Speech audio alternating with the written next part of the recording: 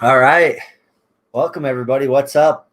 Another week, another show of great topics with lots to talk about. It just keeps on coming. We're getting closer and closer to the summer and uh, more and more announcements to E3 time. So let's get started. Let's get into this. Welcome, guys. Welcome, everybody. Hey, it's good to be here with you, crazy mate. Obviously, we're talking games this week, and we got different gameplay from State of Decay 2 and other games. Let's just get into the news. And Yeah, I we're don't know, getting gameplay in here. We're making it more enjoyable for you guys. Yeah, let's get to the topics, bro. What do we got here? What's going on in the news and gaming? basically, I wanted to start with the Returnal reviews and stuff because that's that's what's coming out today. The game's out. People are playing it on their PS5s, and the reviews have dropped. And see if you like it, I guess. But basically, it's getting pretty good reviews for the most part, like nines and fours with a couple threes here and there. But for the most part, it seems to be pretty good. It seems to be about like in the 80s in the Metacritic so far. Yeah, Um, people are enjoying it. It seems really not.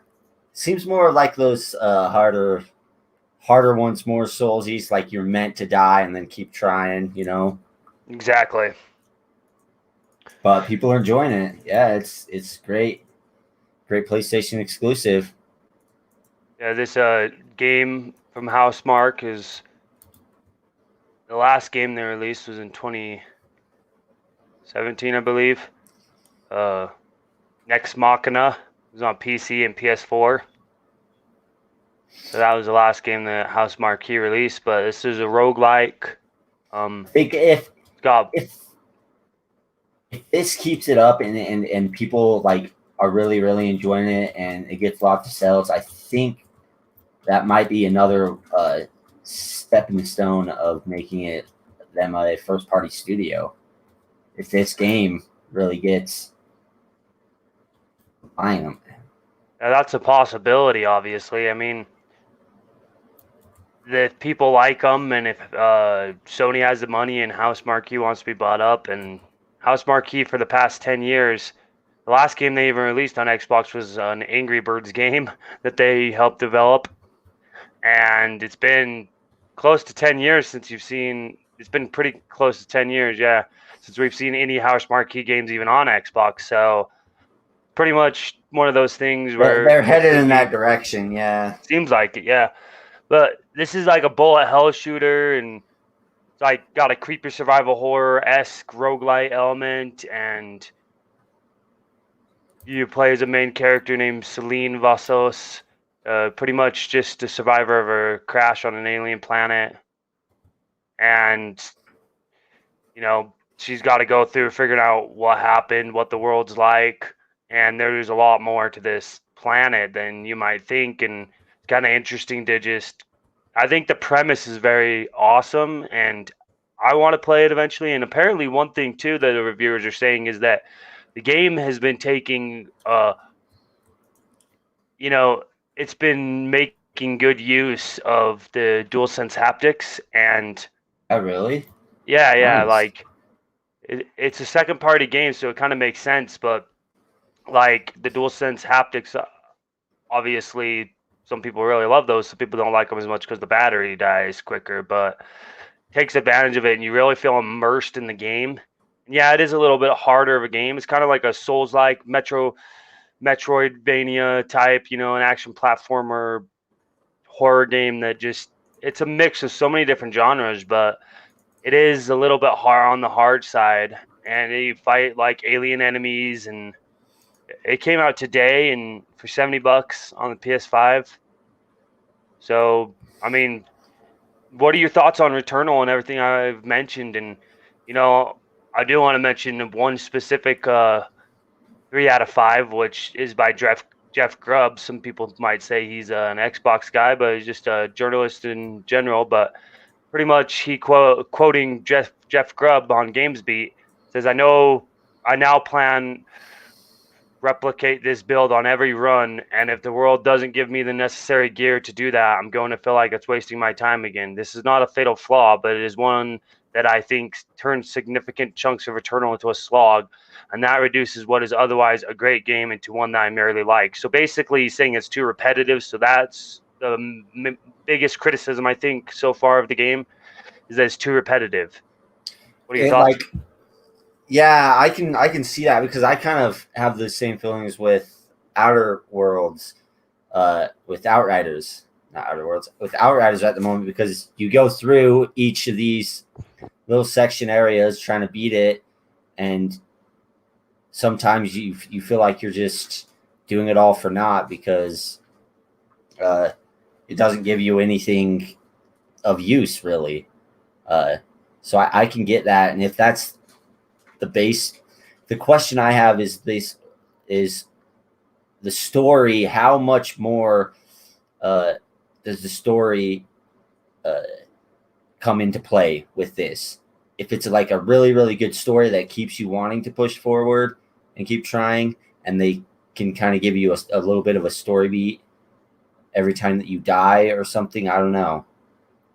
I think that the difference between the games we're talking about right here is Outriders wasn't too repetitive in the main storyline. I mean, yeah, you went back for I'm side talking about, quests. yes. I'm talking about the end game. Yeah. Yeah, you're talking about the end game, but if we talk about Returnal, it seems like there's not really an end game, obviously. It seems like you're constantly having to go back when you find clues or whatnot, and you got to go back to the crash site. You got to go back to key locations, and you got to So you're backtracking. a lot of that, but you also got to redo some things. I think I'm not 100% sure since I haven't played the game. I've read the reviews and I've been watching some video on it and stuff. But other than that, like, I don't know. Yeah, it's I think it's I think it looks good. I'm not gonna pay the full price for it. And if I would ever to even get it, it would have to be on a sale. It seems Well, like it's on PS5, something which that you I don't would own anyways. enjoy. Well, oh yeah, it is only on PS5. Never mind then. It'll just it seems like an enjoyable game, but with what you're saying about the repetitiveness, it can seem like it might get old pretty quickly, and then you'll have people fall off, and you might have quite a bit of sales, uh, but your active player base on it might drop off relatively quickly without releasing new content or things for it. I don't know what if they have a game map for Returnal or if Game it's plan, I just, don't know. yeah, like a game map, update map for. Basically, this game is kind of making me think, not in style of genre or anything, just in the way it is like of being almost like a double A game. They try to make it a triple A game the best they can, but it's a second party developer, and it's kind It of making looks me think of the good. medium. I really like the medium, but I Yeah. don't think I would have paid $70 for that. Oh yeah, definitely not.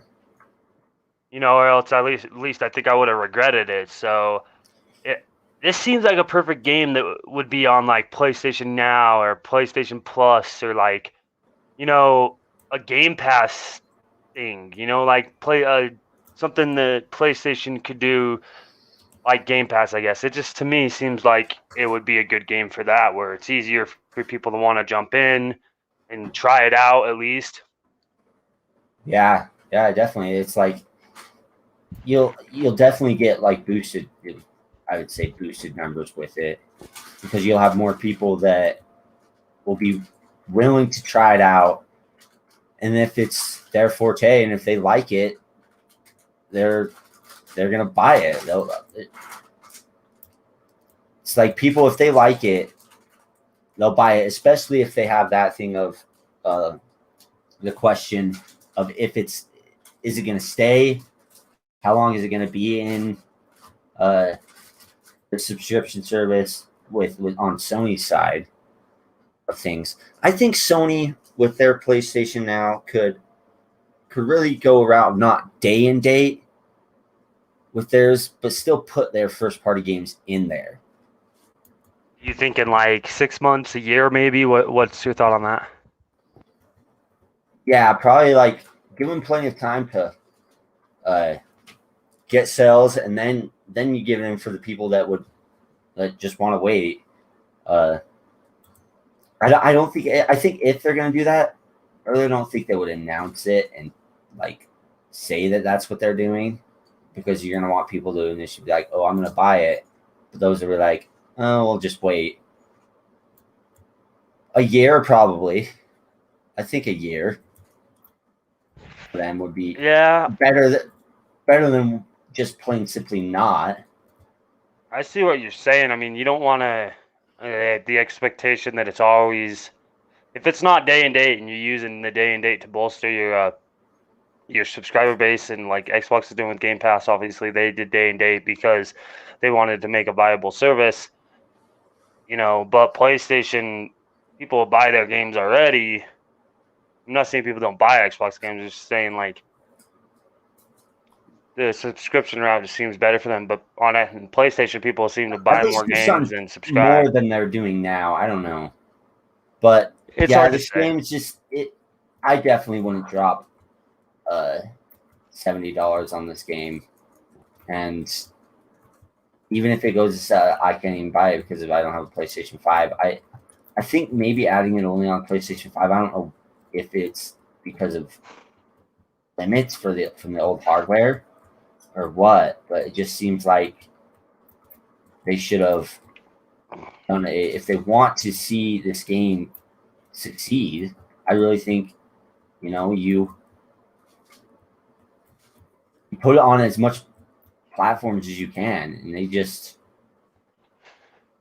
Basically, when it's yeah. only Like PlayStation 5. So what I get out of this and what I see is, again, I'm going to do a comparison with the Medium, which I can see why that game only could be on an SSD, but this game they haven't really mentioned too much about it. Uh, I'm going to do a comparison because it's like the first game that's coming out that's exclusive to the PS5, exclusive to next gen. These games have been exclusive, but this one in particular, they don't have a PC port like the Medium did. The Medium had the PC to be able to bolster if you had a good enough PC. So people who couldn't get a hold of the new Xboxes, they could play it on PC, like you, perchance. But yeah, even if you wanted to play this game day one and you weren't able to get a PS5, you just can't. So basically, the idea of it not being on PS4 unless it's a technical reason is just flabbergasting to me, if I'm being honest. yeah, it doesn't make sense why they would. They have the mentality, having the mentality of, well, if it's only on this, it will boost our sales of our console. We want people buying our console.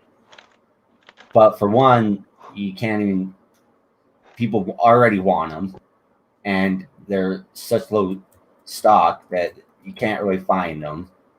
It's very difficult to find them. But also, and that's limiting on its own. But also, you're not gonna get. I don't think you get more money by because if they opened it to PC, then they could really get a lot more sales. I think with it. I just don't know why they wouldn't at least do that. Can you hear me, bro? Yeah, I can hear you, and it's hard to say. I'm not 100% sure.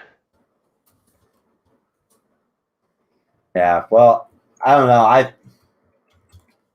If if you like it, then that's awesome. It's a new game, to get, but I just don't think it's worth $70 personally. And Right. and Which, I mean, we spent 15 minutes talking about Returnal. That seems about right. yeah, It's a good-looking game. I'm not gonna take away from the game saying, oh, it sucks or anything, because I don't think it does, and I don't. I mean, I maybe if I played it, it wouldn't be my favorite, but personally, I think it will be a good game. I'm excited to play it one day, but that day for me is not right now. I don't own a PS5. It's $70. Most of the games I've been playing recently are on Game Pass or a subscription service. because of I'm trying to save my money for the end of the year with the Halo Infinite and hopefully an Xbox Series X at that time, and maybe a PS5 if the time is right. But Cards, yeah. And cards. basically, it's not in the cards right now for me to buy the game, and I think for you as well, to play the game to experience it. But we're happy this is a new exclusive for PS5, and we're happy it seems to be doing good. It's in the 80s. House Marquee deserves, I think they're a good developer. I don't think they're like the best of the best, but I think they're good, and I think they deserve what what praise they're getting for a game that they've spent the last 3 years making. Yeah, definitely. They put the hard work into it, and it's nice to see people enjoying uh, what they made and their vision. Yeah. So it's not for me, but that's my personal opinion, I think. So, Yeah, well, basically that's it for Returnal. I mean, we have other PlayStation news. I mean, it's not a jam-packed day for PlayStation on our podcast, but there is some PS news to talk about, and basically we're going to be talking a little bit about PlayStation Now, and I mean we've talked a lot about it in the past, especially comparing to Game Pass and whatnot. But right now, PlayStation Now, over since its inception, you've never been able to stream greater resolution than 720p. No matter whether you're streaming on your computer, which you can stream PS Now on your computer through your PC, through the browser or whatever. I think only Windows PCs. I think I'm not 100% sure, but basically on console, on PC, now you have the option to stream at 1080p, which is full HD instead of just, the low end that's HD. nice. Yeah. Yeah, so they've upped their game on that front. So most games are having the ability now to stream at 1080p on PlayStation Now. It's not a major news beat or anything. I just thought that was interesting to talk about how. It's still nice to see and hear that happening. Yeah, yeah. What are your thoughts exactly on this? Do you think it should have happened earlier? Do you wonder why it didn't happen earlier? Are you excited about it? Have you ever thought about subscribing to PS Now, play on your PC or anything like that, or your PlayStation 4? I mean, let's get into a little bit of PS Now, just the talk. I mean, especially with this news coming about it streaming 1080p. If you had PS Now, would you stream or would you download the games? I know there's about 400 games you could download and 400 games that are stream only. See, that's the thing is So I don't know because it's versus my internet and versus uh, my SSD size, so my storage space. right. So that is a I could good point that just you're making there. stream. Like you have that. It's like if you're downloading it, it's nice that you have both the options. It's better than just having one option. Both So being able to half of the stream. games on the service only have the option to stream. The other half have both download and stream. Yeah. Yeah, well, when you see Game Pass is download only at the moment, well, not exactly. Download only at the moment, except for on phones and beta for PC. Yeah, I think it's better that it came now rather than later. I personally, I don't know. I might, but yet it's just I don't know how much I'd play it, and I don't know if it's worth.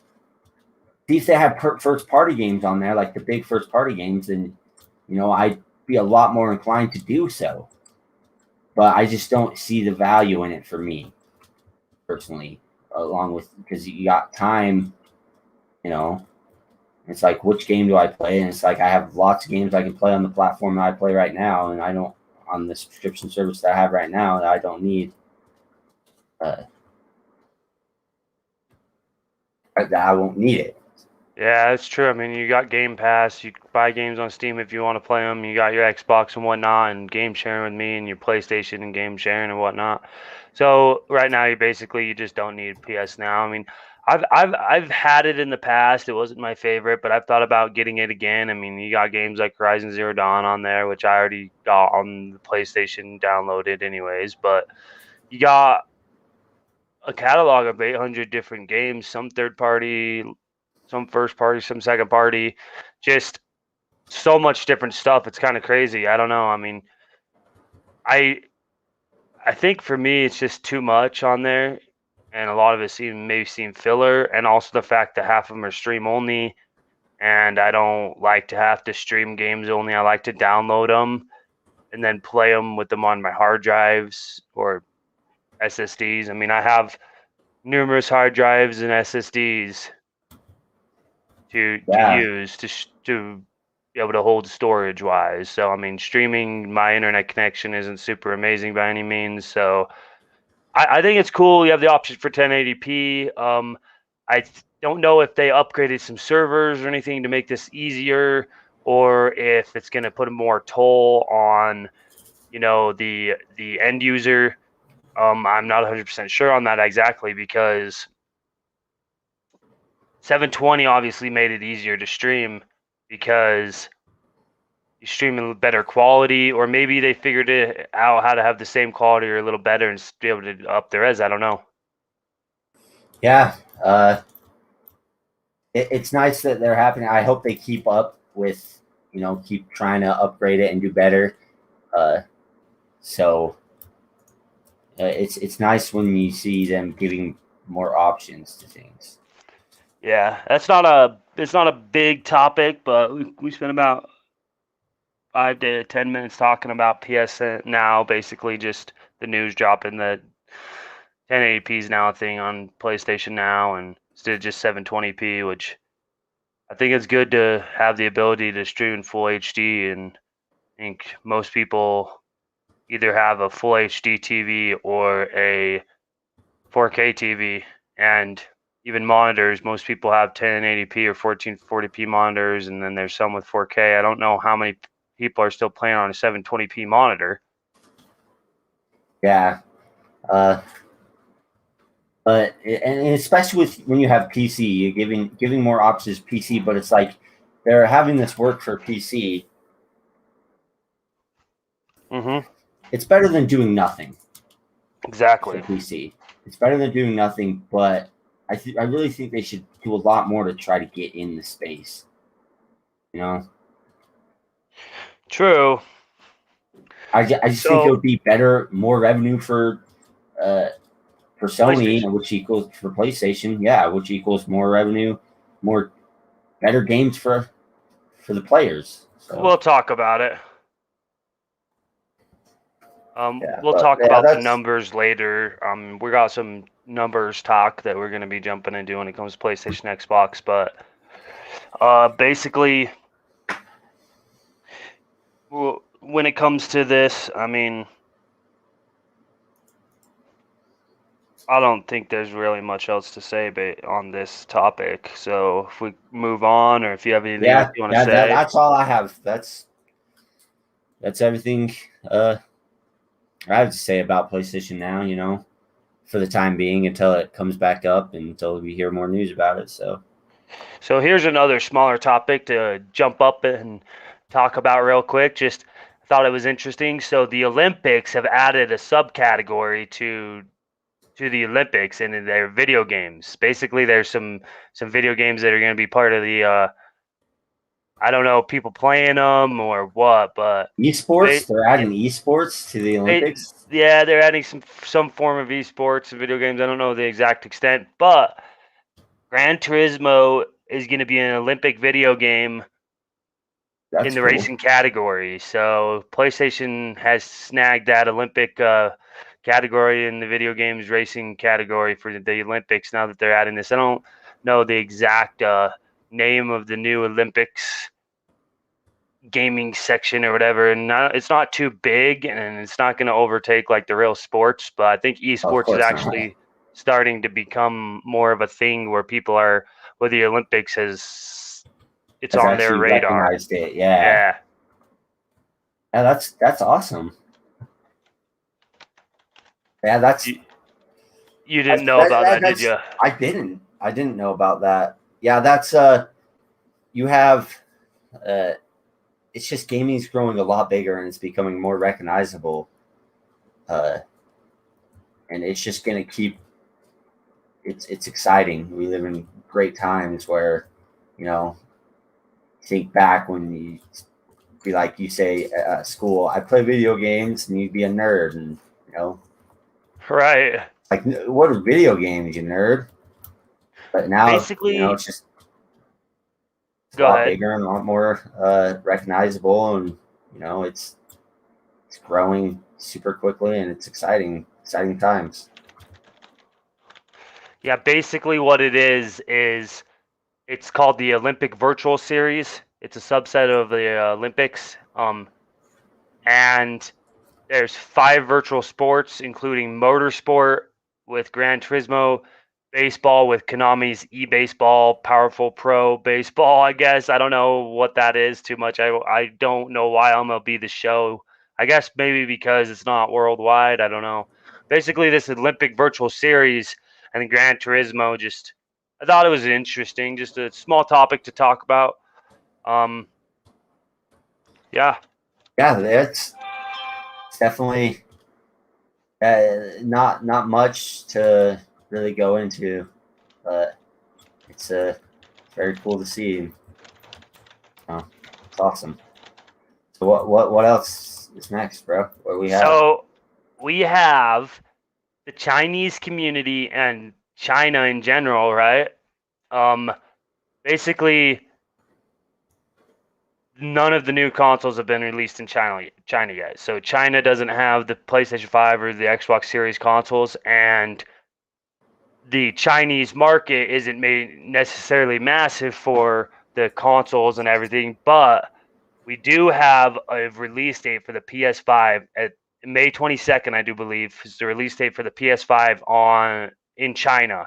And apparently it's sold out within the first 24 hours. So that's pretty crazy. And I know Xbox has been trying to get in the Asian market. They don't have a release date for their series consoles in China yet. I know xCloud is probably their play there, but maybe Game Pass in the S could be as well. So what are your thoughts, and is it kind Well, of cool that yeah, that PlayStation's you get jumping in more. there? Well, PlayStation always kind of been the worldwide uh, brand, more so than Xbox. But with China, it's just you're getting more and more. They're trying to really get into the hands of more and more people, and this is just another step. I think it's a stepping stone to get into the Chinese market, because I think there's that market you kind of have to go through some hoops, or I don't know, uh, when you're dealing with the Chinese government and everything. So, uh, but it's great to see, great to hear. I Yeah. think. And what are your thoughts on the whole Xbox in China? Well, I think it's necessary if for them to get it in there if they want to hit their goal of that many gamers. It's They talk like you about have 3 billion gamers a lot. yeah, and it's like if you're not trying to go after the Chinese market, you're not going to hit that, because there's so many people in China. So yeah, Yeah, that's it's true. just makes sense. It makes sense, and it's nice to see it happening.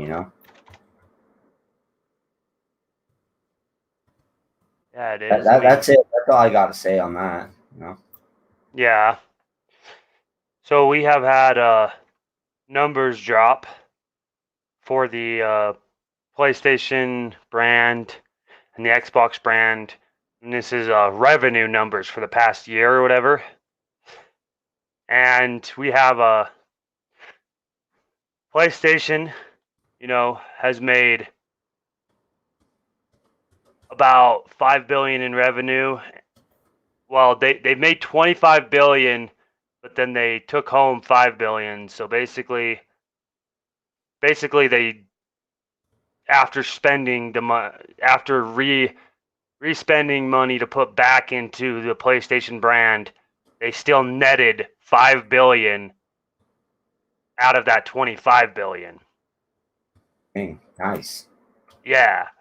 So, and they apparently though they didn't seem to be as happy with that, What are even the though it numbers? Yeah, seems what are the numbers versus like last year to say? You know, well.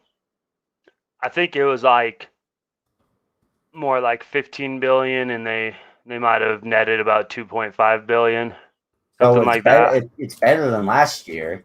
So that's Yeah, it definitely seems better than last year. Um, Now that's I could get into some comparisons with Xbox, but what are your thoughts on exactly like? Do you think the numbers are good, or well, they also I said think that of they've course sold then seven and they're a good. half million consoles since release, and 2.5 were in this quarter, I guess, Of course in the this numbers are first good part of the because year. if you have it better than they did last year, and that's what you really want, right? A continuum of growth to continually Right. grow. So yeah, it's really really nice, you know, for them. I bet they're. But you did say that they are not like as happy with those numbers. Yeah, it's basically yeah, basically. So PlayStation revenue is 25 billion. They net about 5 billion after putting the money back into it, into the brand. They've sold 8 million, almost 8 million consoles. So 7.5 to 8 million consoles since their release. Apparently 2.5 million, not billion, million, 2.5 million of those consoles have been in this quarter alone. Um,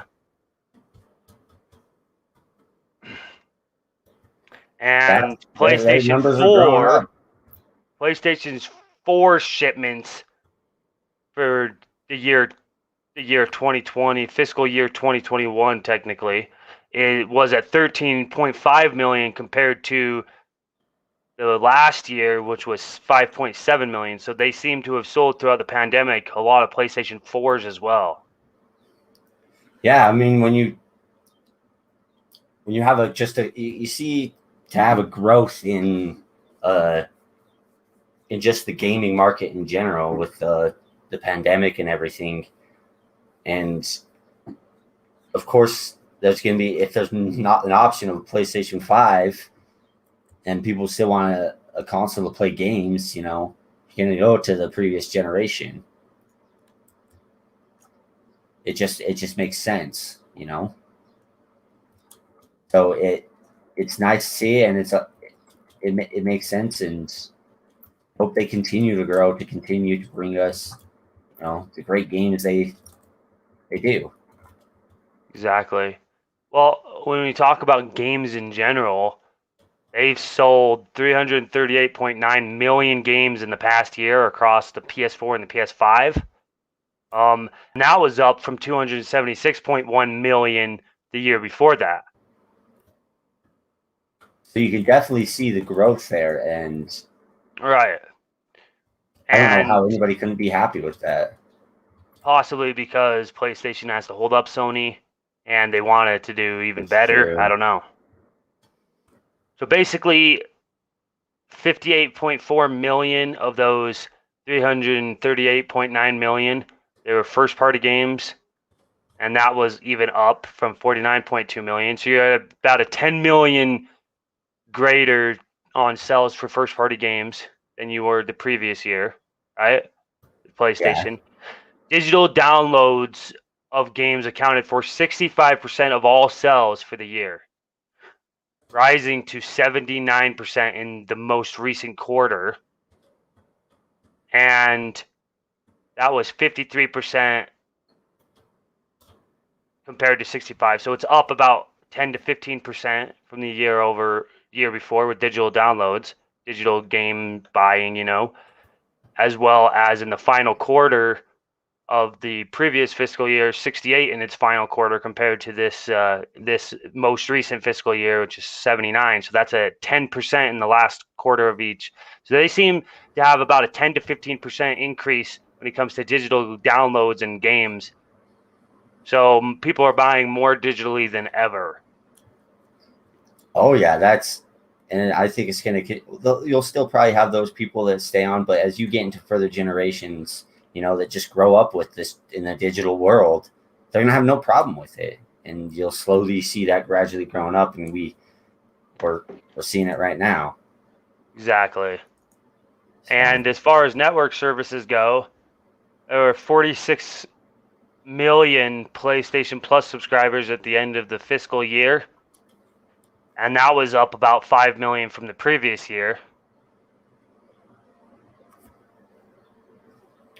It's a big numbers. Like, I don't think we could comprehend how big these numbers are, but they're not satisfied. Obviously, they need to, like you said, they do need to hold up Sony as a company, because that's where they get the bulk of their revenue is from PlayStation. But yeah, true. That is true. Yeah, so is there's that still everything more on this, numbers. or No, there's still more keep numbers. going then?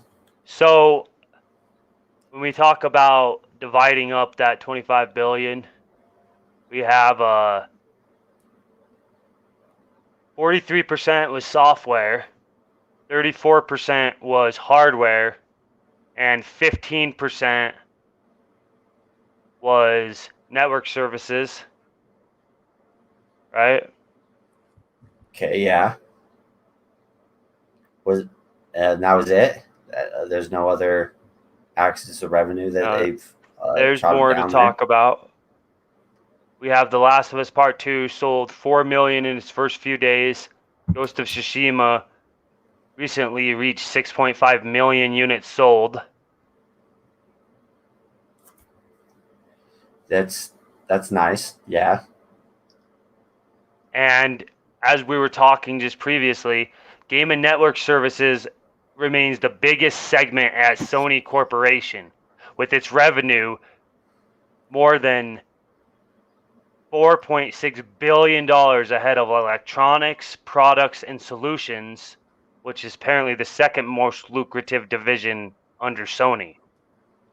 With like their TVs, their monitors, their whatever, like their phones, and then they got products like their cameras, solutions Yeah. might be some different software that doesn't deal with like maybe Blu-ray. I think Sony owns Blu-ray. So all that, and you get 5 billion more in game and network services. So gaming in general for Sony is doing the best of all of their divisions. Yeah. Well, and it's going to continue to, I think, because the growth in gaming is just insane, and it's going to continue to be insane as it continues to be mainstream. Right. So So I really count on that, but yeah, I hope basically. to see they can. I want Sony to continue to grow. I want too. to see them do really good. And it's just you have these things where it's just you feel like they're lackluster, and they if they just focus more like on PC sides and getting their games over, because what was the numbers between the software and the hardware? Software had more numbers. Software was better. It wasn't like 43%. 43 to drastically. 53. Well, it was about 10 to 15% greater than hardware. Yeah. So it's like you have your hardware still is a good number, but you could get that software up so much more with getting more avenues for people to give you money, basically. If you're not Right. on PC, all those PC gamers are giving your competition money with Xbox and Steam and all this, and you're just twiddling your thumbs like, what's going on here? It's like, just create more avenues of revenue that can get Well, you they say more it's a money. game and network service. Why don't they create better and more network services? Yeah. When you look at these numbers, we're not seeing them talk much about PS now. They talk about PS Plus. Yeah, I don't know. See, Sony's very silent, and so Basically. Well, so if we think about Sony in general, they, out of all of their divisions, what they do a lot more than we might understand. They may not be massive at it, but they do a lot of different stuff. They made about 81 billion. So 25 billion of that, which that's a third, let's say a third. A third of the overall Sony corporation is PlayStation. 81 billion, which is Sony made. And I don't know what they netted. I think they ended up making about 15 billion in all. So they net about 10 to 15 billion after putting money back in the brand, you know. So but that's an 81 billion making Let's money see back them in the use that brand, 15 10 to billion 15 billion to extra, yeah. grow and to invest in more of these other revenues, what are the words? Avenues of revenue, and just grow to where, because it's just like from the what we can see right now, they're still just focusing on the old ways and not like console sales, all of Well, those. PlayStation Plus has been doing a lot better over the last year or two than it really ever has. Yeah, that's good. They're still growing, but I think a lot of that has to do with because of gaming is growing. So how much did I say it was? Like 50 million? No, 50 million PlayStation Plus subscribers. That's really good. They don't talk active users like Xbox says. We're gonna get in the Xbox numbers here in a sec and do a little bit of comparison, but I think that's the bulk of the numbers basically. I mean, it talks. They talked about how they are forecasting revenue. You know, they want gaming revenue to be up at least $1 billion more next Yeah. year. I think their hope is I probably think it's going maybe to be a 30 lot more than billion. yeah, I think it's going to be a lot more than just $1 billion more. I think maybe their hope for the next year is a 30 billion, maybe about a 10% increase. And then they're hoping to go up 10 billion in overall revenue in Sony. So from 80 to 90 billion they're hoping, and then they're hoping to go from 25 billion to 30 billion with PlayStation. And I think we will see digital game sales continue to rise, which I think will put more money in their pocket, as well as I think you will see PlayStation Plus subscribers continue to rise, and maybe even possibly PlayStation Now subscribers. Yeah, I don't. I have no idea why it wouldn't, But I feel like they could do more, especially on their PlayStation Now. I mean, you could always do more to try to get these to get more money. But Yeah, I'm not in PlayStation's shoes, so I don't know.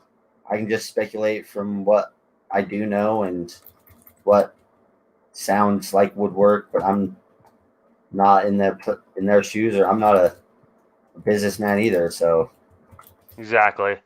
But that's pretty much it for the PlayStation numbers. And as a comparison, we have some Xbox numbers as well. They don't talk hardware sales, but we got some Xbox numbers. So we've got pretty much total gaming revenue of Xbox and Microsoft has been up 50% over the last year, which is pretty good, right? yeah, up 50% is drastically good. And I think you look at that and it's like you look at all the avenues of revenue that Microsoft gets, that even Xbox, Right. And how it's like crazy to think that how they're saying that already that the Xbox Game Pass is profitable. Right. So we have hardware revenue jumping 232%. So there was a massive spike in the pandemic. Lots of hardware sold, and with the new consoles, that helps a lot. They're both PlayStation and Xbox are selling consoles faster, just as fast as they make them. So they can't keep up with demand, and we see the numbers. And they didn't. PlayStation talked about how much was sold. It's almost 8 million over the course of 5-6 months, right? About 6 here. Well, technically 5 months because the fiscal year ended on March 31st. So, we have service revenue for Xbox jumping by 34%, thanks to game sales and revenue from Game Pass. Yeah. Right. So total gaming 50 on Xbox, content and services 34. So gaming revenue for past 12 months reached 15 billion, which is up from 10 billion, right? Gaming revenue on Xbox doesn't seem to net as much as it does on PlayStation, right? Well, yeah, because that's you have a lot less areas where you're gaining money on PlayStation side, and so it's uh, you have one avenue that's you know more drastic than the others. That gives you your bulk of rather than spreading it out between a bunch of other different types of places. Then we have a Microsoft overall revenue 50 billion. Yeah, With a Microsoft is profit of like 15 billion. yeah, Revenue of 50 billion with a profit of 15 billion. So it seems like the profit that PlayStation's making is the same, but they seem to have they seem to maybe be putting more money back in the brand. I don't know, because if you have about an 80 billion on PlayStation revenue and they make a profit of 15, right? And then Microsoft has 50 billion revenue and they make a profit of 15. I don't know. Maybe Microsoft does better finances and they're able to make more money with spending less. I don't know. I don't know. I don't know either. So what were you going to say before I said that? Nothing. Nothing. Just keep going. How much more numbers do you have? Like Not too much more on Xbox side. Basically, Microsoft says it expects shortages to continue. yeah, of And course makes sense. That there might be a slight decline in content and service revenue because such a strong quarter with the pandemic and maybe with summer coming, I don't know, and maybe I don't know if people are taking the pandemic as seriously or not, but maybe there might not be as much gaming, but they say they expect there could be a slight decline in the content and services revenue. Or yeah, maybe because they don't expect to be releasing, and this is the next that could be quarter. true. They're not talking the next year, they're talking the next quarter. Yeah, For that. if you don't expect have any releases, then because if you have people will play a game when it releases and then it'll kind of fall off. There'll still be a player base, but it'll fall off. And when you don't have any new released games, people will either go to your competition where there is some, or just go to other avenues of entertainment. It's Right. new. So the last thing I want to mention before we get over our thought, should we talk about our thoughts on the numbers and PlayStation versus I think Xbox? And I I have one think if more. you want to, go ahead. Yeah, but basically, we have a quote from Satya Nadella saying, "Over a year into the pandemic, digital adoption curves aren't slowing down, they're accelerating, and it's just the beginning. We are building the cloud for the next decade, expanding our addressable market and innovating across every layer of the tech stack to help our customers be resilient and transform." Right? So basically, that's the quote to end with what the numbers were showing, and that was a recent quote by Satya Nadella, and it was after these numbers were revealed to the public, which it usually takes about a month after the fiscal year ends for numbers to be revealed to the public, which is what we're seeing, right? Yeah. So, yeah, it seems kind of crazy to me in some instances. It seems like people are saying PlayStation didn't do so great, but It looks to me like they did. they did. Like, I'm at a flabbergasted. It looks like both Xbox and PlayStation are crushing it, you know? They're both doing really good when it comes to just raw numbers and overall growth. Yeah, it's good to see them both doing good, especially especially with they're both being able to grow and put more money into be able to make the hobby that you love better is it's good, and you see that with Microsoft's willing to put a lot of money back into what they're doing. So, and Yeah, PlayStation, basically. see it as well. But So, it's go ahead. here's one question I have for you. Yeah. What are your thoughts on like where Xbox might be sitting when it comes to like series consoles sold? Like they just say hardware revenue jumps by 232%. That means from for this last year, from March 31st, no, from April 1st of 2020 to March 31st of 2021, they saw a 232% jump. So that's like almost triple, like.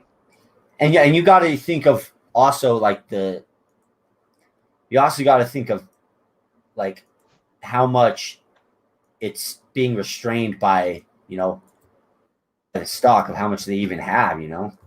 True. Because if they don't have very much, have a minimal, then uh,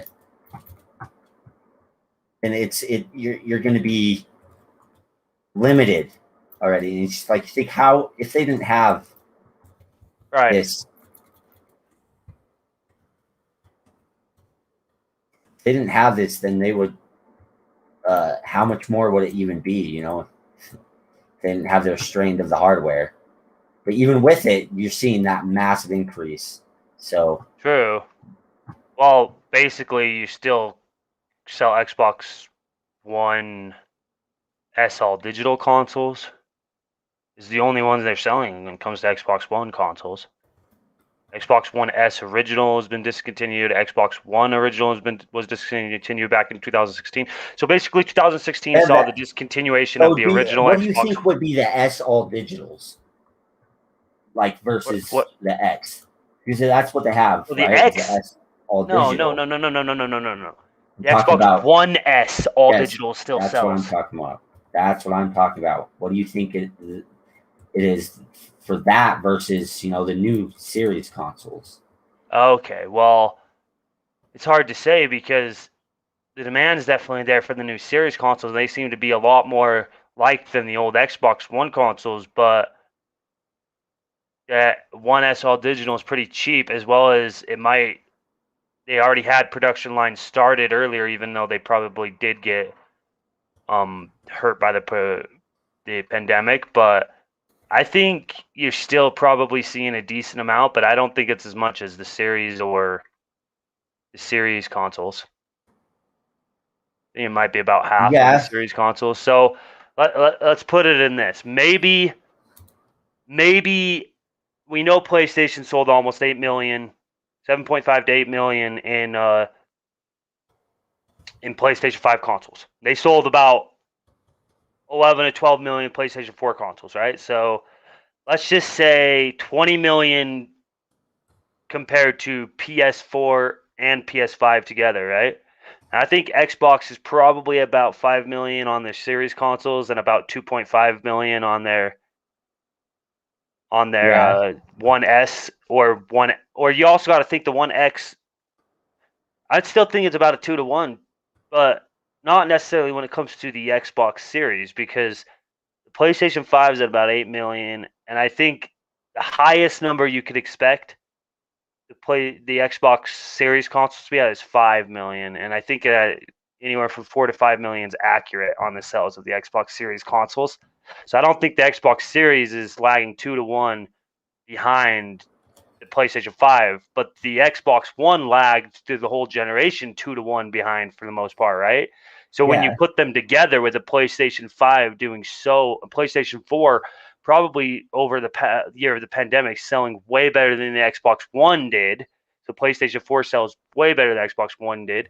I think I think you see about 20 million PlayStation 4 and PlayStation 5 consoles over the past year, and I think you see 10 million Xbox Series S, X, and Xbox One consoles. And now it'll be interesting to see this next year because then this fiscal year that we're in now for Xbox, they're not selling any Xbox One X's or S's. They're only selling the S all digitals, right? yeah. So, and I don't know how well those are going to sell. I don't think those are going to sell that well, especially when stock starts doing better for the Series S, which the Series S seems to have better stock at the moment than the Series X, right? Well, yeah, it makes sense. I think it was at the very beginning they had The more X, X they stock made than more S. X's quicker than they made S's, but then they kind of slowed down production on X, and then they boosted up production on S. So like they made initially they expected more people hardcore to want to jump in and buy an X than an S, but Well, I think yeah, they saw a bigger demand for the S than they might have thought, even though the X was still selling really well. And then they realized that the hardcore is going to jump in day one, and there's going to be stock issues either way, and it's probably easier to make the S's as anyways, right? So they probably started boosting production in December, let's say November, let's say probably November when the consoles came out, November or December, they probably started boosting production of the S over the X. So now the S is being over being more produced than the X, and I think you see more sales of the S than the X at the moment.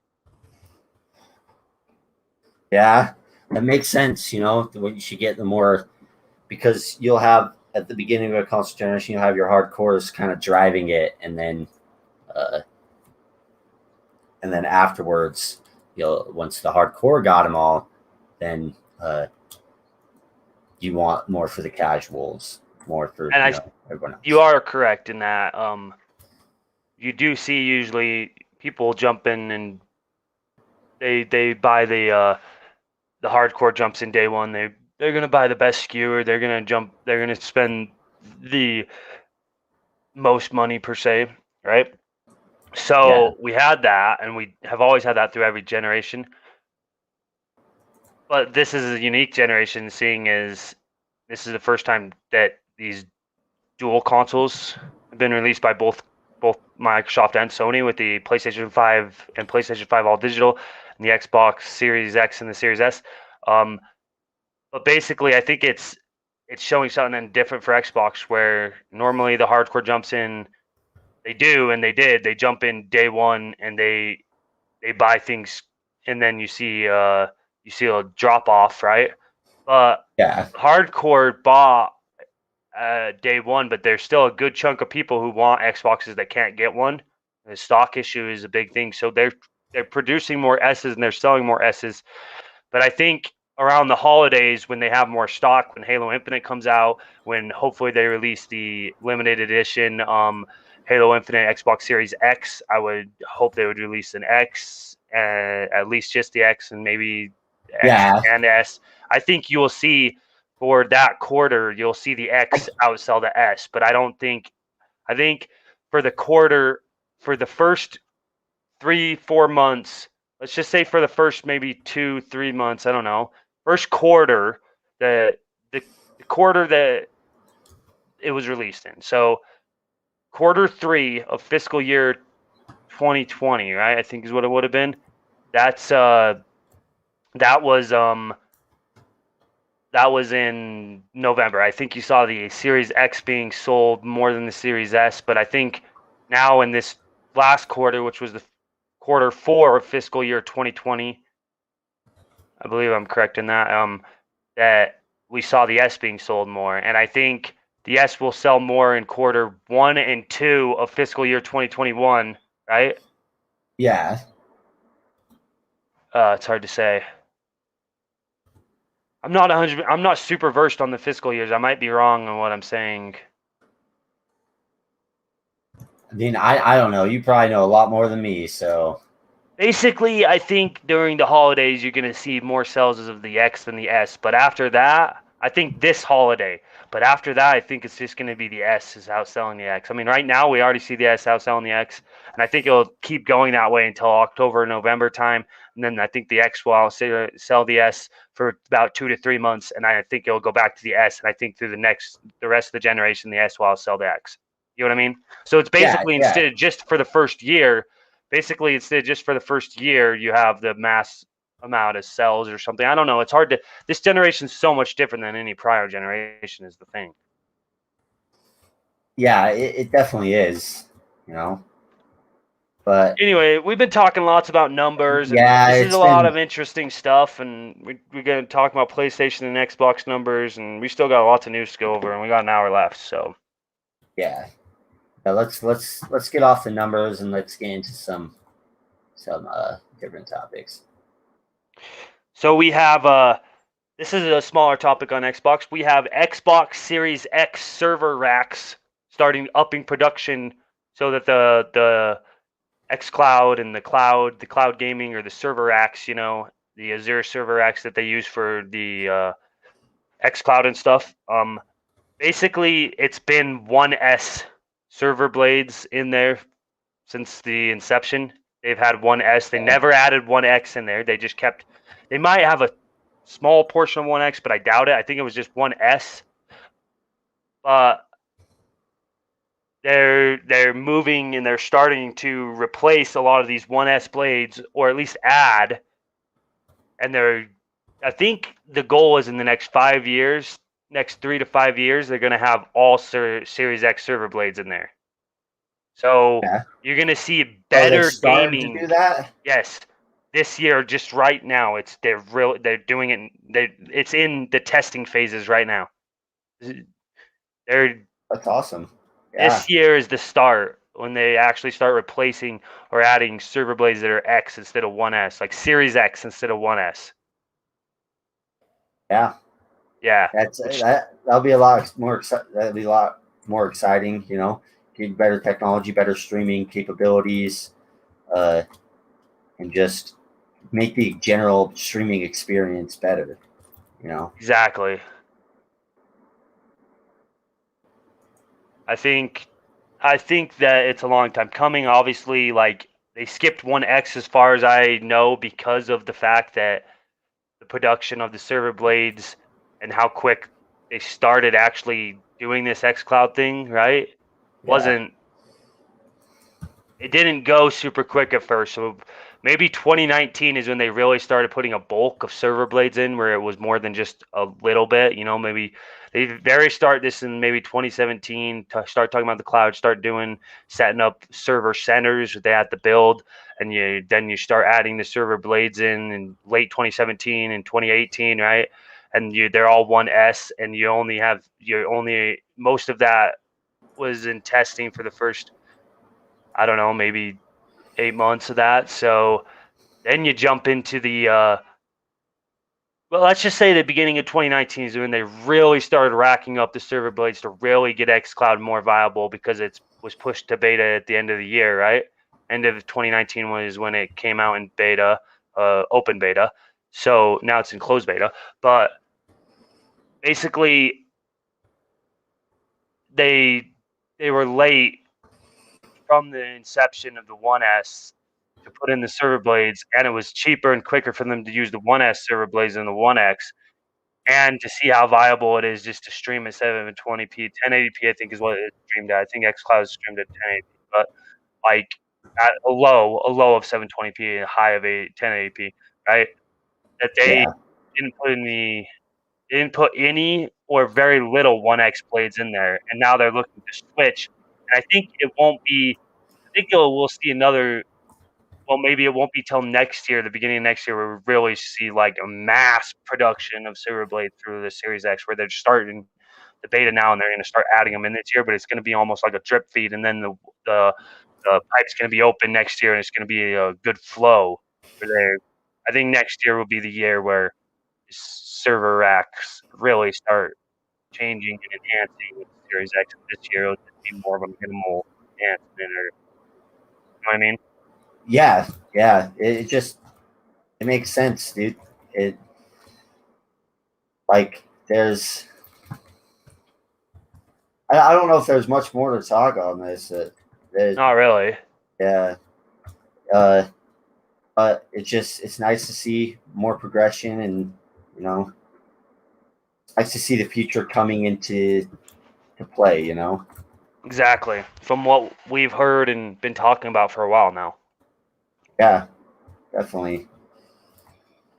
So that's Xbox Series X Server X. We're going to be talking about Halo Infinite now, and we had this Inside Infinite for April 2021. We had it released. It was a blog post, a monthly blog post by 343 Industries, and basically it starts talking about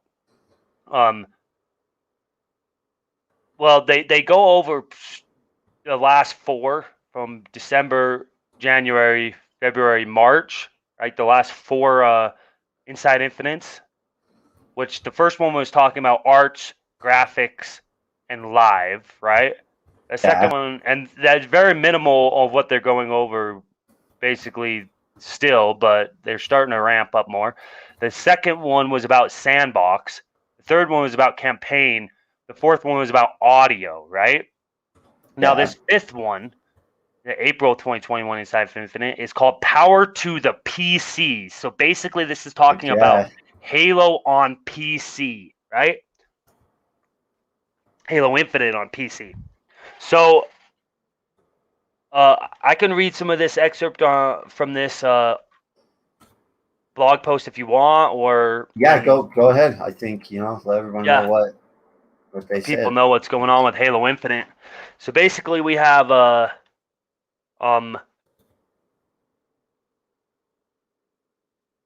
this person who works at 343 named Jeff Guy, right, and Mike Romaro. They're both lead designers for Halo Infinite and PC on the development. And basically, it's just a lot of small talk at first about like, oh, when did you start working here? And they talk about becoming PC gamers and when they became PC gamers and how they've always liked to work on PC games, and that's mainly what they've done, and that's why they came to 343s to work on the PC side of it, right? Yeah. So it talks about different aspect ratios, you with different types of monitors and everything, and the different FOV sliders on PC, and making it as expansive as possible for PC, basically. And they talk about Xbox controller support, obviously mouse and keyboard support, pretty much any Bluetooth support, and sliders, the graphical enhancements. They've talked about a lot of that. Where even just like ultra wide support, triple keybinds, numerous range of input devices. They want to make this as inclusive as possible. You could play on a TV with your PC using a controller, and they want the inputs to. They basically want you to be able to play on the PC on whatever display that you want to use, right? And so many different resolutions, including a 32:9 super ultra wide resolution, and they say and beyond. So you're really talking about like almost using either super ultra wide monitors or even just a TV hooked up to your PC, right? Yeah. So they talk about granular graphic options, you know, to a ton of control schemes, and designing these and how it works, right? So then they talk about a default FOV of 80, we'll say 80, right, with a 16.9 aspect ratio. But then they talk about how you can have a 120 FOV and still make it look good while still using the 16:9 aspect ratio. But then they show the same thing with a 21.9 aspect ratio and a 32.9 aspect ratio. Well, 32 to 9, not 0.9.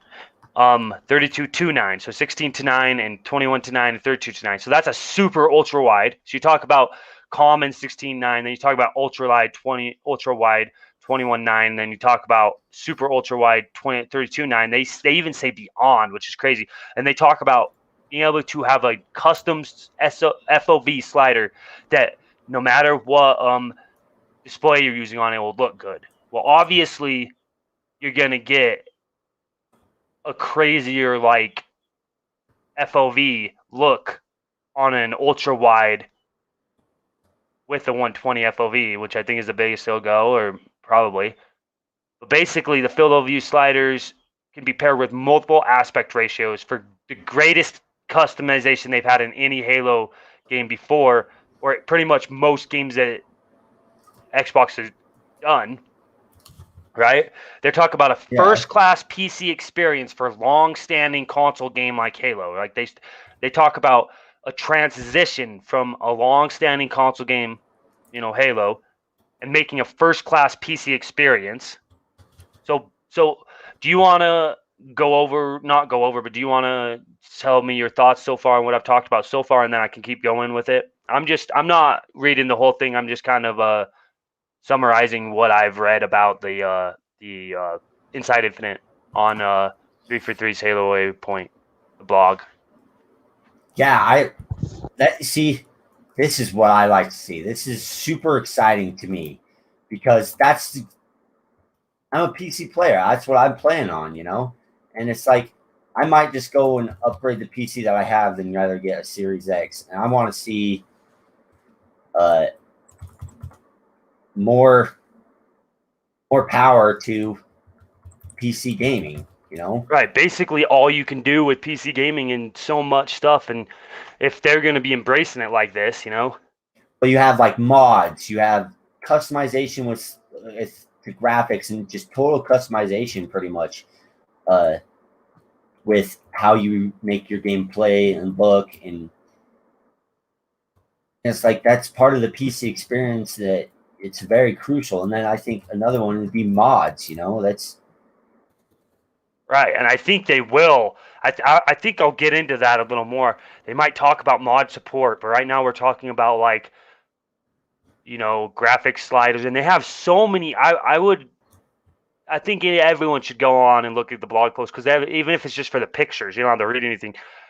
They've such good looking pictures, and the game looks like it's turning out really good on PC. Like, and I think this year delay is really really helping Halo Infinite. I think with these pictures it's showing, it looks really good so far. Like it looks high resolution too. I mean, and the field of view, being able to change that gives you such a different dynamic of the look and the feel of the game and just the atmosphere. oh yeah, yeah. And so, but another thing that I also got from that was that There's a lot more, by the way. uh yeah, if you want to get into it, because I think I was going to talk about something you haven't quite touched on. Yeah, probably, but so we have them talking about quirky features that PC gamers like that lots of developers don't add in because they think it doesn't matter that much. They want to add in as many features for as many different gamers, as many different displays, as many different PC design.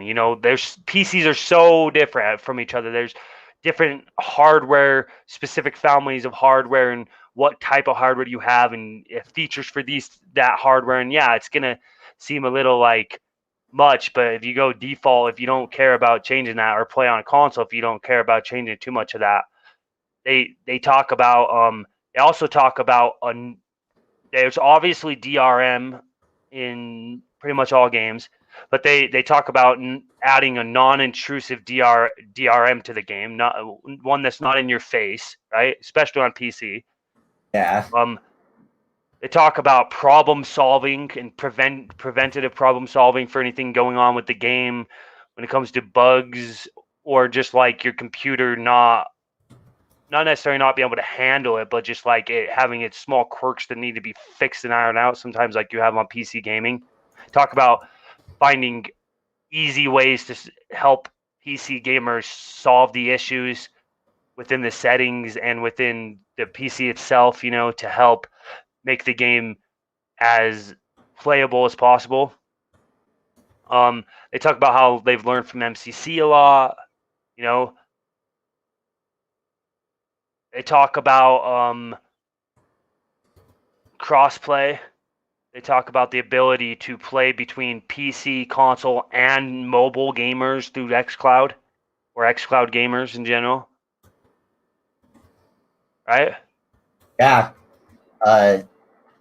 They're doing a massive boost. They're not. I think it's like they're not only doing a massive boost just for Halo, but it's like a boost they want to give for just gaming in general, for games for PC. It's Right. just part of the try to get into as much lanes of avenue as possible, and there seems to be doing that in every instance. With mobile, and it's like, okay, if your PC can't even handle it as much, we have you can stream through the web browser, and we're going to on our end do as much as we possibly can to make your experience better, easier, and more enjoyable no matter what hardware you have. Yeah, you know that's true. I mean, we see them trying to do this, and they talk about buttery smooth experience on mouse and keyboard. They talk yeah, about different resolutions and ambient inclusion and different stuff like this. They talk about the settings UI being intuitive. They talk about putting on a minimum frame rate or even a maximum frame rate. They talk about tons of different display settings as well as refresh rates, which we talk about. Obviously, VSync or FreeSync or just VRR, variable refresh rates, right? They talk about that, which the consoles have with FreeSync. They talk about advanced graphics options that you would expect from other games and the ability to dynamically scale resolution to maintain frame rate and competitiveness, right? yeah, They talk about the ability to play with your friends regardless of where they are, whether they're playing on Steam, Xbox, Game Pass, whether they're on the cloud, that you should be able to play and pick up too. They talk about that if you wanted that your saves, there's a one-time fee either through Game Pass, or buying on Steam or whatever, that you, no matter whether you're playing on Steam, Xbox, Game Pass, for PC, cloud, that you should be able to have your saves transfer. And this is crazy because they even talk about Steam in general having your saves transfer. If you play on Steam, but then you want to jump on your Xbox, your saves should transfer and you still have the ability to jump back and forth between everywhere you can get the game, right? yeah. And they have that. It's like you just need to buy the game once, and then you can play it wherever Right. you want. So they also talk about that all the content for the game is going to be spanned across all platforms, that there isn't going to be specific content for specific platforms, right? Yeah, of course that wouldn't make sense if they did that. Yeah. It really wouldn't. They talk about helping to join friends through Xbox Live Party Chat or Xbox Live Steam and Steam Chat, Discord as well, and making it super convenient to get into a match of regardless of what platform your friends are on, right? They have options about showing FPS and a ping in an overlay, right? As well as hiding the HUD entirely if you feel so free to do that. To take Really? screenshots, yeah, hiding the HUD entirely is an option. And even be able to add, especially on PC, for nice screenshots or adding overlays while streaming, right? You could do that from the Xbox Game Pass app or No, what? you could do that from the game in PC through the settings. That's so cool. Yeah. through the Didn't know game. that. Yeah. They're talking about a ton of options that they can't talk about yet, but they're working on a lot of different ideas. It pretty much says Halo Infinite on PC will let you tweak your in-game experience to your liking across a variety of different settings, including the ability to maintain a minimum frame rate thanks to dynamic resolution scaling, which is what I talked about before, where it scales the resolution, right? And specify a maximum frame rate, including uncapped frame rates, depending on your display, obviously, and your hertz Yeah, refresh rate. it's the full. They really want the full They want the PC full experience PC for it. experience. So, Yes, they talk about how from day one, Halo Infinite is being built for PC from the ground up. It's not like Halo MCC. From the yeah, ground up, from they're- day one, they've been making this game for PC. They've been thinking of PC gamers, and they've had PC developers and tons of different types of developers helping in tons of different ways, and learning a ton of new stuff, and how it's been an amazing learning experience, right? yeah. And It's great to see, great to hear. I'm really freaking so excited, dude. they talk about quality presets for graphic settings, you know, that you can change presets on the fly through your settings, through like if you wanted, like depending on what you're playing on, if you play on a laptop, right, that is a good gaming laptop, but it's not as good as your desktop PC at home, and you're playing on the go, that you can do on the fly change your custom presets for quality to get the best gaming experience on whatever you're playing on, right? Yeah, And being able to jump back and forth between different hardware, talk about that. yeah. That's just like it's part of the package of you buy it once and you have it everywhere. Not only you have it everywhere, but you can play it anywhere, and it doesn't matter where you're playing it. You can play with whoever, anywhere, pretty much. Right. So it's being able to access your games on every device you own, you possibly own. You can, if you all you have to do is buy the device, and then if you have bought that game, you can play on the device, like on your mobile phone. You buy a phone, you can play on your phone. You have a computer, you can play on your computer, and then you buy a console, you can play on your console. They're opening the doors uh, for people to come in and experience their ecosystem. They're opening doors to their ecosystem, and that's what it Right. is.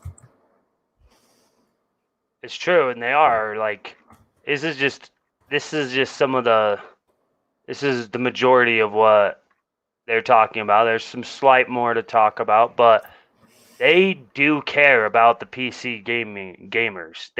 They're wanting, and we'll get into this a little bit more. We still got about 40 minutes on the show, but there's one topic that I definitely want to get into that's up here soon, where we talk about Xbox and Microsoft, and not and just gaming in general. It comes to Microsoft and their Game Stack conference, and their with the developers, and they talk about PC gaming a lot during that. We're gonna get into that. But we have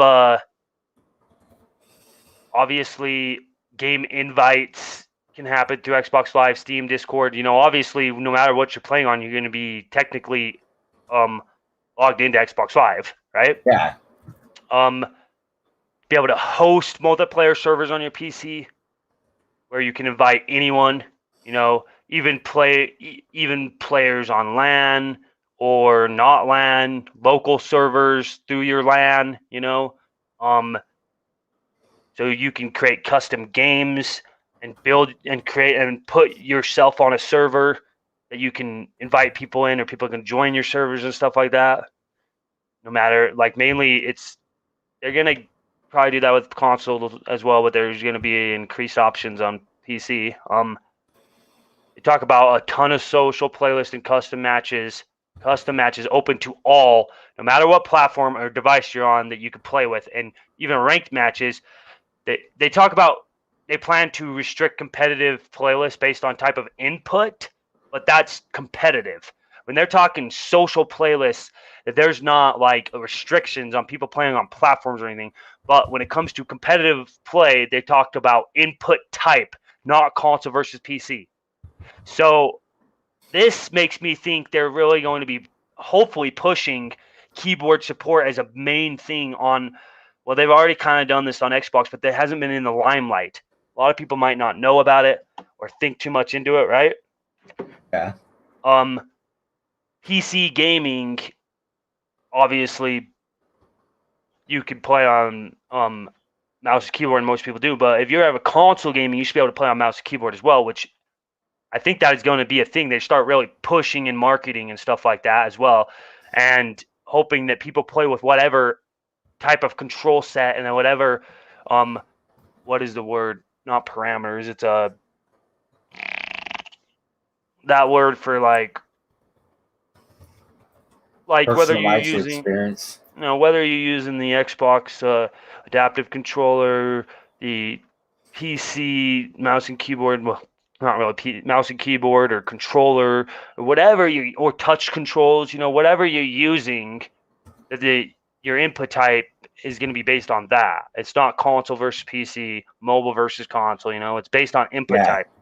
So, and the input is the biggest differing, Variation. yeah, whatever, in gameplay ability. So we talk about aim assist, precision of sniping with a mouse, play with control on your PC, or mouse and keyboard on your console, right? They do talk about that, which is good. Triple key binding support, so you can change key bindings, right, on your controls for your keyboards and stuff like that. And they talk about building PC gaming experience alongside a console gaming experience, that they want it to be as like they don't want them to be two different, majorly different experiences. So obviously they're going to be differing experiences, but they want them to be as close as possible, right? And to not feel like someone has an advantage or something. Yes. Yeah. So they talk about how they work with sandbox, UI, live, and graphics teams to make sure things are happening good with PC and consoles, like the console, both the experiences, all the experience, even on mobile. They'll talk more about this probably later. So it takes into consideration what platform you're playing on, and it prioritizes that platform unless you say otherwise. Yeah, something like that, I think. I'm not 100% sure. That's because there's lots of games that will do that. That you have a default setting of basically your input of what it detects your input is a keyboard, a controller. It'll prioritize that as what you're going to play with other people. That other people you'll play with, you'll find other people that are playing with a controller. If you're playing a controller, you'll find other people that are playing with a keyboard. If you're playing with a keyboard, so it's just another drop in the bucket of the amazing things that they're doing. So it's it's good because then you don't get those people who's like where they don't put in their input into it, or they're just like I feeling like they're getting pwned if they're playing on a keyboard and mouse, or if they're playing on a controller and everyone else is on a keyboard and mouse. Because there is the difference. It affects it, so it affects lots of things. So it's a good thing that they're doing this, and that it's another one of those priorities on their list to make just the experience that much better. Right. Most definitely.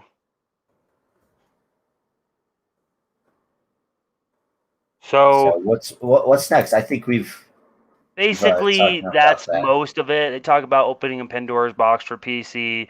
They talk about it's not just a big campaign, incredibly free to play multiplayer experience. And a lot of the considerations are for that free to play multiplayer and ensuring everyone has a good time no matter where they're playing. They talk about the game launching on Xbox Store on PC, Xbox Game Pass for PC, and Xbox on the store. They talk about so much stuff. They talk about on Steam. They talk about being able to play through Game Pass on mobile. They talk about like cross-platform LAN server play, like I said earlier, low input latency and stuff like that. It's just they seem to really be caring about what's going on with the PC when it comes Not to. only that, there's one more thing you mentioned, that the developers are actually making their cut lesser. So for people to develop on PC, for the developers who develop on PC, they'll be going from 30% that they were taking to 12% now. So I saw that and I thought that was cool and nice, Yeah, it is. But that's everything the blog post really went over. So we've been on that for Basically, yeah.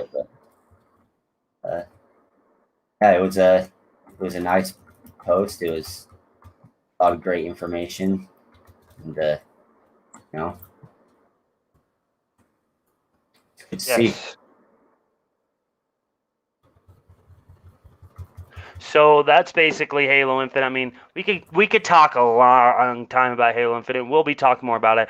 I wanted to talk in the coming weeks about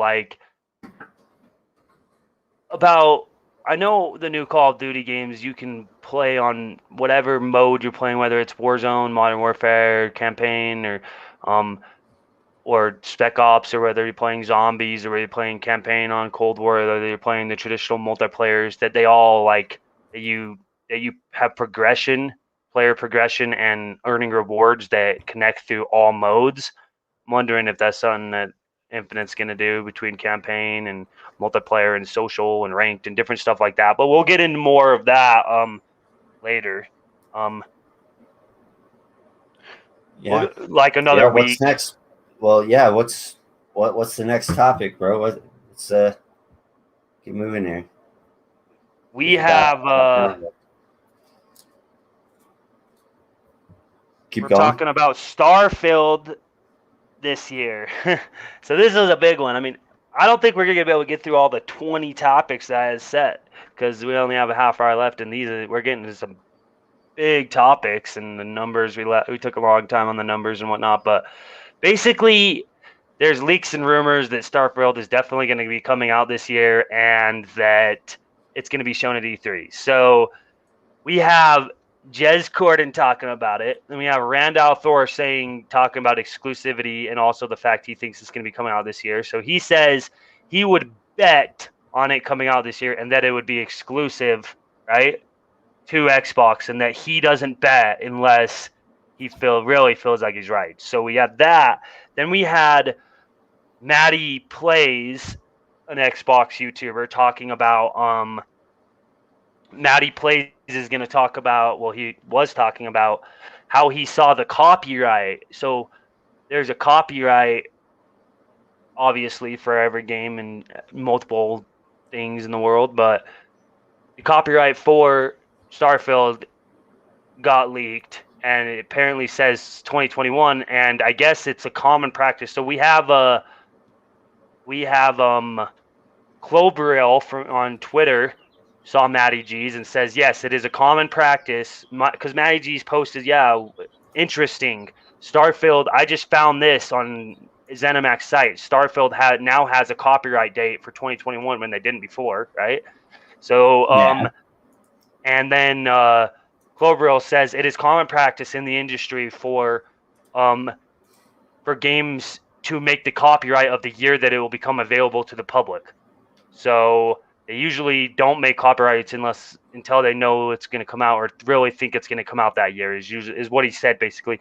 Then we had Hoglaw saying, yeah, that is a common practice, but the changing gaming landscape when it comes to development and stuff with the pandemic, it could be anything, and anything could change. But that has been a common practice in the past, and if it continues with the same practice and the pandemic doesn't change that, if there's not a delay or anything internally because it hasn't been announced, that it should be 2021 comparably to the copyright date that has been set. just recently, right? So then we have that was a big thing, and then now people are speculating about Elder Scrolls being shown and how apparently you're going to have Xbox at E3, and then directly after you're going to have Bethesda's conference, So people are speculating on that, and I want you to get into that, like your thoughts on that before you jump into the more broad E3 talk, I guess. Are you Wait, there? what? Yeah, yeah. Your your thoughts on everything I said about Starfield leaks and rumors and being shown at E3 and the copyright and everything? Yeah, well, it makes sense. It's, you know, like what, unless it's like fabricated, which I don't, I don't see why it would be or whatever. And especially when you have all these prominent people coming out that have been, you know, right so many times, you kind of have to take their word until they're wrong. And it's like having a copyright at the same year is it makes sense because that's the year it comes out. That's the year that's pretty much it is created to be able to available to be sold. So uh, I it's more proof that it's going to come out this year, and I do think it's going to be exclusive to Xbox platform. I really do. It's just Right. it's such a huge game, and it'll be such a huge advantage to Xbox to make to do so. So, but I'm True. excited. It's just it makes me so excited, for this holiday and for E3. I'm so excited for E3 to see what if it's been announced, and I'm so excited uh, to talk about it and just you know have more news of what's to come later this year and what's to come in the future of all these uh, developers and publishers. True. I'm excited as well. I mean, I hope E3's there. I think it might be there. I'm not 100% sure. Um, oh, Starfield at E3. Spacey at the moment. I hope Starfield's at E3. Not 100% sure if it will be there. It'll be interesting to see. Like I said, I'm excited for the game. I mean, I don't think those rumors and leaks could be nothing, but I do think it holds credence when we have high-profile people start talking about this and we have copyright data and stuff like that. Yeah, yeah. Well, it's just it's nice to hear. It's another confirmation that it's going to be coming out this year, and it just gets me more and more excited. That's so it's awesome. Yeah, it's awesome. So we have Forza Horizon 5 leaks. And there was a lot of people talking about this game and saying, hey, I think it's going to be, from what we know, it's going to be in Tokyo, Japan, or Japan in general. And that's been the rumor for, I don't know, 6 months to a year. But I guess recently there's some high profile people saying it's not going to be in Japan, it's going to be set in Mexico. So Forza Horizon 5, as far as we know, is planned to come this year before the next Motorsport game, even though the last Motorsport game was released before the last Forza Horizon game, right? Yeah, But Forza Horizon 5 is supposedly going to be shown at E3, and supposedly it's going to either be South America or Mexico, right? As that a would be place. awesome. That'd be crazy, and that's the rumors on that. That's I'm excited to see how big they go with it. I'm excited to see what they do with the future of Forza Horizon. Like, Yeah, are me they just too. going to keep going just to different countries or different regions, or are they going to make a Forza Horizon game and then be like, okay, we'll have a 10-year plan for that? Because I think that would be nice, make just a regular Forza Horizon, worlds to where in the same game instead of just releasing a full new game uh, every 3 years, you that has a different region. You just create a 10-year plan or a long-term plan uh, for just one Forza Horizon, and be like Forza Horizon Worlds. You know, Yeah, that'd be what are your thoughts crazy. on that? Or like Yeah, festivals or something. Forza Horizon festivals. Yeah, Or Forza festivals. Or you could have Forza Worlds or something. I don't know. no, yeah. So that's really cool. It's going to be placed in Mexico. That they're saying it's going to be placed in Mexico. How like for sure are we on this? It seems pretty dang likely. So I'm not 100% sure. We got some high profile people saying. I mean, I think we'll see it at E3. Like I said before, I really do. I mean, I don't I don't know. I mean, it's hard to say specifically whether or not it's going to be in Mexico or Japan or whatnot. I think people have been really wanting it to be in Japan, just like the Assassin's Creed games. We haven't seen it obviously in Japan, but Yeah, we've seen Australia, we've seen the UK, we've seen the United States. So I don't know. We could. I think Mexico would be a good place. I think Japan I would like better, but as far as the rumors are now, is Mexico seeming more likely than Japan? I think Which, maybe I don't know. who I don't knows? It know. could be a Forza Horizon Worlds where it's in multiple locations. Maybe they're I not even think that would naming it be Forza their Horizon best 5. Maybe option. they're No, naming it because of Forza Horizon Worlds that kind of it goes with the or Game Forza Pass Horizon model, you know. Festivals. Yeah, Like it kind of does. having Yeah. just a one game that you continually update kind of goes with the Game Pass because it'll keep people, you know, into subscribe to the service rather than be like, oh well, I've played this game enough. You know, they're not doing it anymore. They're working on the next game. And this is the only game I really play. Uh, I'm gonna unsubscribe from your service, you know, or just play someone Right. else's service or do other things. I don't know, you know. But yeah, it's excited for Forza Horizon 5. No matter where it is, it's gonna be a great game, and I excited to see the changes that they make. Really, changes from the previous ones. I really like the seasons that they added in Forza Horizon 4. So I hope to see that comes back. Uh, but yeah, it's awesome. It's exciting, definitely. What do you think, That bro? Are is. you there? Yeah, I'm here. I think it is exciting, and I just wondering like what the game is exactly going to be. I mean, there'll probably be more leaks. We have about a month and a half till the E3 quote unquote time, you know? Yeah, So holy cow, it's creeping up. there It's should be supposed crazy. to be a digital E3 and we have a month and a half. So there's going to be a bunch of things popping up around this time. So I guess we'll just have to see, but there's more to talk about when it comes to some E3 talk, I think. Um Yeah, what is it, bro? I mean, we could there's some people saying that they think that that one Elden Ring game is going to be there. Um, Age of Empires 4, Halo Infinite, obviously, Forza Horizon 5, Starfield. Those are some rumors, as well as maybe some dragon game. I don't know. That's something that some I people think brought up. I it don't would exactly know. behoove me.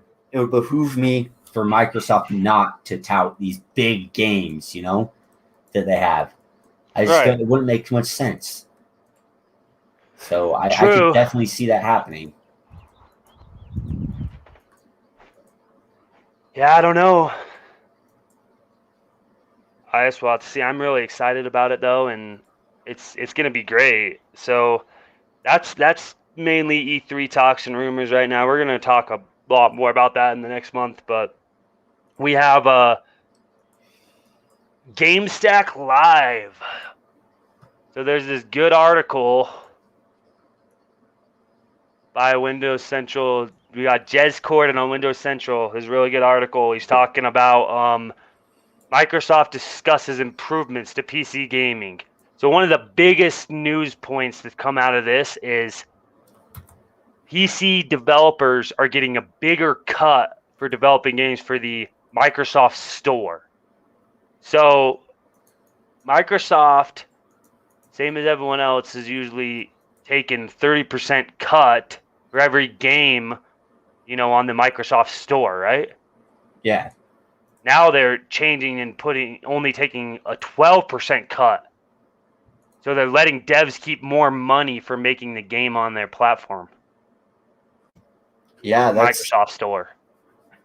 that's awesome to see. You know, that's a big, huge incentive for developers to develop for the the Microsoft Store and to just get more games developed for their ecosystem. You know, and it's if they're I can see they're willing to take that cut, take that hit of revenue from that to uh, to really incentivize people to come and make games for them.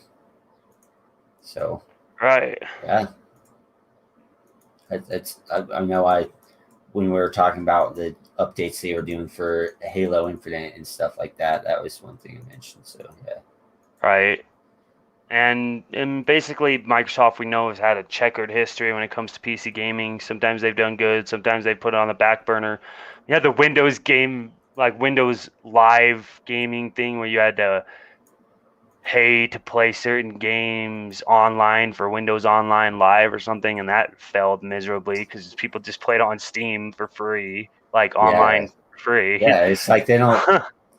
It's like part of me is in the past. It's like, do they not think about this stuff? It's like crazy. Exactly. Then, like, they've obviously been having the Game Pass for PC, Yeah, which it's pretty low cost for the most part and good commitment, flagship they're title, doing. bringing the They're really Steam. trying to show that they're committed to the gaming space and to just everyone who is involved in the gaming space. You know, Yeah, I wherever you mean, are. a lot of the stuff we've known, when it comes to Game Pass for PC, when it comes to the Steam games, first party games on Steam, when it comes to not putting themselves in a box, play anywhere titles with the Windows Store and Xbox. But the main thing, plus there's more because there's a blog post by Matt Booty. But the main thing so far, before I get more into the other stuff, is the change in the cut for devs to keep more money, right? They talk about premier PC game experience. They talk about games like Wasteland 3, Age of Empires, Flight Simulator, Minecraft Dungeons, Gears Tactics, Sea of Thieves. It's games being built for the PC up like Halo Infinite and Age of Empires 4, cross progression between games that are PC and Xbox, as well as cross play.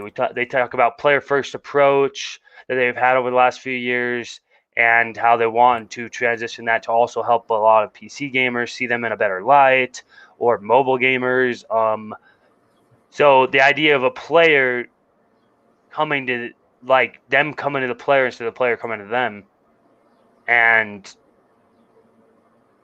just a wide variety of different graphics options for the games they do release on PC, as well as like display options they've had, and impressive showcases. They're hoping Halo Infinite be a massive, impressive showcase for the for the PC. They talk about how they used to use UWP requirements, right? Universal Windows Program or whatever it was called, which was a requirement that made it so that you had to pretty much develop that game in tandem if you were doing the Microsoft Store with and Xbox, so that you could have it's easier to develop or something. I don't know, but they've changed to Game Core, which is it's a little different. Um, so it's the ability to use Win32 or Win64 and a different content delivery network, which still is going to be easy to develop for, but it's not going to be stuck with the UWP, which was a major thing with Windows 10 and Xbox One, but also Windows 8 and the Windows phones as well. But and alleviating major headaches that came with maybe UWP and changing from the game core to standard development kits instead of the Xbox development kits or which they had. Um, so, like for example, Final Fantasy 14 been notoriously unavailable on Xbox, and there was restrictions that could be to blame, right? Yeah, And some improvements that they have announced to cut down some of these restrictions from the way that they had their setup with like UWP, and so they talk about also DirectX 12 Ultimate and the agility ability to have SDKs being able to span across without feeling like it's restricted, across devices without feeling it's restricted, and helps developers gain access to DirectX features and learn them more easily, along with DirectX storage and Xbox Velocity architecture APIs to PC games as well. So you're talking about Xbox Velocity architecture, which has been on the Xbox Series consoles, and now they're going to be having the APIs to PC for faster load speeds and decompression blocks, right? And also super resolution with Fidelity FX, right? Also talks about Apple, and talks about Microsoft helping. Well, basically, Apple is in court over a hefty store restrictions and deep revenue share with the 30/70 cut, but also it's mainly major restrictions, right? But then we have Epic Games did the 88% share instead of 70% share. So Epic Games started with the 12% cut instead of the 30% cut. Now we have Microsoft following with that, right? So that's back with what we said before. So they're talking about not wanting to gouge the developer community, and despite the incredibly high margins on the hardware they sell, like Apple has notoriously done that, but Microsoft talks about not doing that with their developers. Yeah, And that's good. It's just a different Microsoft we're seeing, a different Xbox. It's a different time, and I'm so happy and so excited to see what they can bring us and what they can do for the consumer and for the developers. It's just it makes me happy, and I'm super excited. Yeah, it's nice. And then they talk about how Microsoft never put so much money behind its gaming offering, whether it's PC, cloud, Xbox, and all these moves are signaling a huge effort and a boost in this space. And they're lifting restrictions on content delivery, right? Yeah.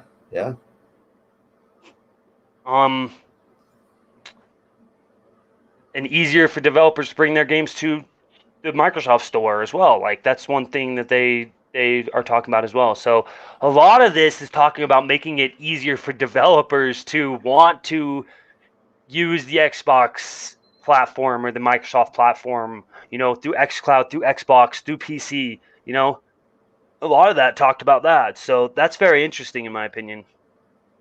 Yeah, it is. It's nice to see and nice to hear. So, but I mean, is that everything involving it, or basically? Yeah. That's cool. That's interesting. It's great news and exciting to think about the future. So, but I mean, we want to move on to the last one, or what? Last topic. I think we can get going on just what games we've been playing and get out of here. I really gotta get out of here. I can't go too far over 2 hours, which I know we like to talk about as many topics without a time restriction, but tonight I'm in a hurry to get going somewhere, and Yeah. so it won't be over 2 hours tonight. We've been talking a lot. We had a lot of topics. We talked Xbox, PlayStation. We were going to get into some stuff like KOTOR, which we'll do next week instead, and Cyberpunk, and we were going to talk about Gotham Knights and Battlefield, and we were going to talk about Blizzard overall. We were going to talk about Second Extinction as well, which is actually pretty much going to be the next topic, but we're not going to get into that this week. Yeah, took a little bit longer than we thought with everything else. So yeah, but yeah, I haven't really been playing much. State of Decay, I see that. Well, I've been playing State of Decay 2. I played that this morning. Recorded some gameplay, and but with work and then just everything, the only time I get to really play games is on the weekend. So, but I've been playing. I played some State of K2 today.